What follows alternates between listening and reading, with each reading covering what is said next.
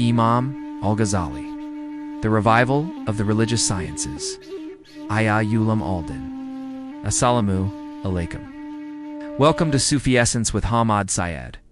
In the vast and complex intellectual history of Islam, there are a handful of figures whose contributions are so monumental that they single-handedly alter the course of the tradition.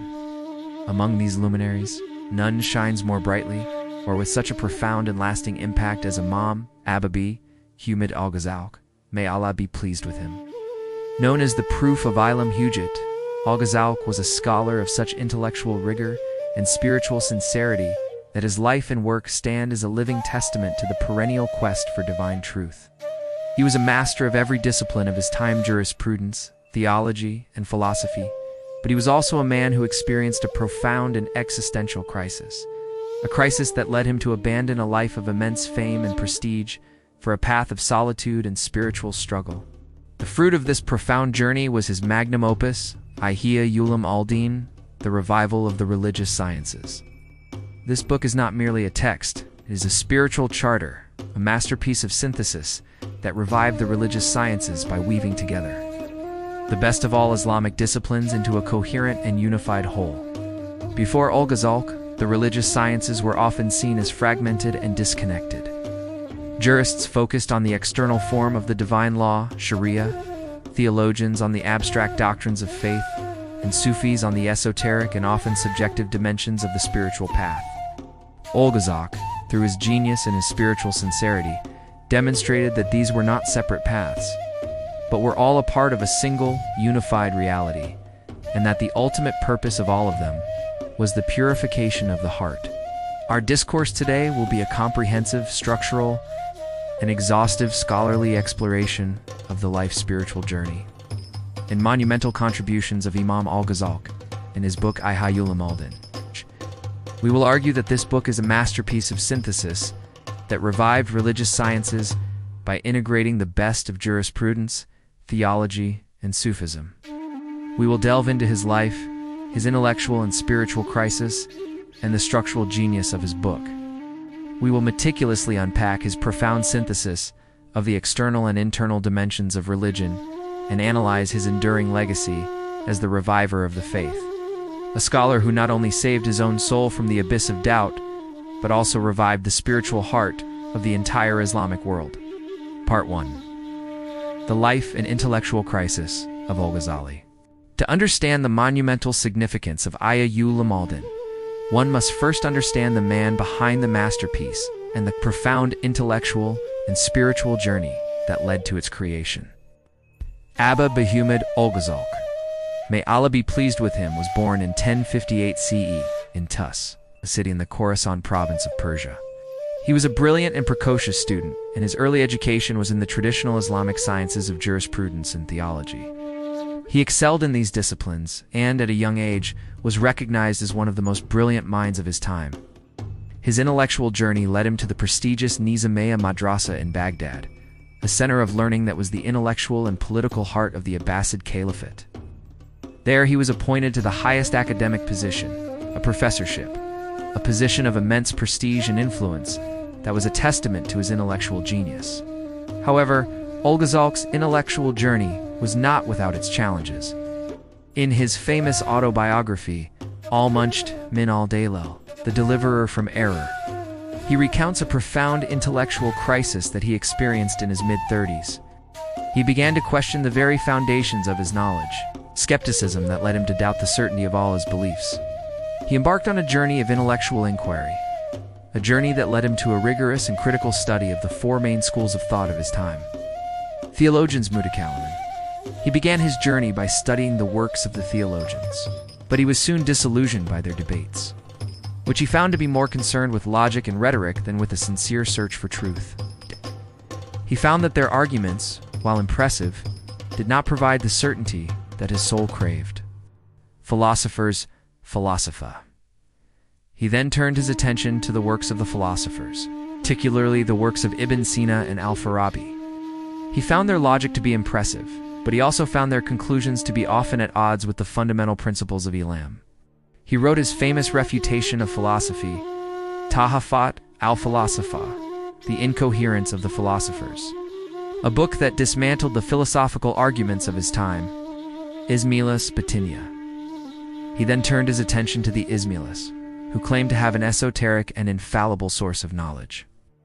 He found their claims to be hollow and without any intellectual or spiritual basis.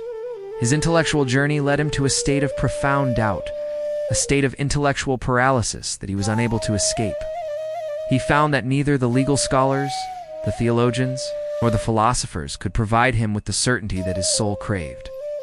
It was at this point that he experienced a profound spiritual crisis, a crisis that was manifested in a series of physical ailments. He lost the ability to speak and was unable to teach. He was a man who had everything: fame, prestige, and intellectual genius, but he found that none of it could provide him with the peace that his soul craved. In this state of profound spiritual and intellectual crisis, he made a decision that would change the course of his life and the course of Islamic history. He abandoned his prestigious professorship at the Nizamiya Madrasa, a decision that was seen by many as an act of profound folly, and he embarked on a journey of spiritual solitude. For over 10 years, he lived a life of seclusion and spiritual struggle, a journey that took him to Damascus, Jerusalem, Mecca. It was during this period of quiet solitude that he dedicated himself to the path of Sufism, to the purification of his heart, and to the relentless pursuit of divine truth. It was at the end of this journey that he emerged as a spiritual master, a man who, through his intellectual rigor and his spiritual sincerity, had found the certainty that his soul craved. Part 2. The Structural Genius of Ihya Ulum al-Din. The monumental work, Ihya Ulum al-Din, The Revival of the Religious Sciences, is a direct and profound response to al-Ghazali's intellectual and spiritual crisis. The book's title itself is a profound statement of purpose. It is a work that is dedicated to reviving the religious sciences, not just by providing a new and more comprehensive framework for them, but by infusing them with a spiritual and ethical purpose that they had lost. Al-Ghazali argued that the religious sciences had become dry and lifeless, a collection of disconnected disciplines that had lost their spiritual heart. His book, therefore, was a spiritual heart transplant, a work that was dedicated to reviving the spiritual heart of the religious sciences. The book's structural genius lies in its comprehensive and systematic approach. It is organized into 4 parts, each of which is a masterpiece of spiritual and intellectual pedagogy. Rub al-Ibadat, the Quarter of Acts of Worship. This first part of the book is a comprehensive and systematic discussion of the external acts of worship, such as prayer, fasting, and pilgrimage. But al-Ghazali's discussion is not just a dry legalistic one. It discusses not just the external form of these acts, but also their internal spiritual meaning and sincerity. He argues that the ultimate purpose of all acts of worship is not to fulfill a legal obligation, but to purify the heart and to bring the seeker closer to Allah. He discusses the spiritual diseases that can corrupt these acts, such as hypocrisy and pride, and he provides a series of spiritual prescriptions for curing them. Rub al-Adat, the Quarter of Social Customs. This second part of the book is a profound and revolutionary discussion of the spiritual dimensions of daily life. Al-Ghazali argues that a true believer's spiritual path is not confined to the mosque, but is a path that is lived in every aspect of daily life. He discusses the spiritual dimensions of social customs, such as eating, marriage, and earning a living. He argues that a true believer's life is a life of spiritual purpose, and that every act, no matter how small, can be an act of worship, if it is done with a sincere intention and a pure heart. Rub al-Mulakat, the Quarter of the Destructive Vices.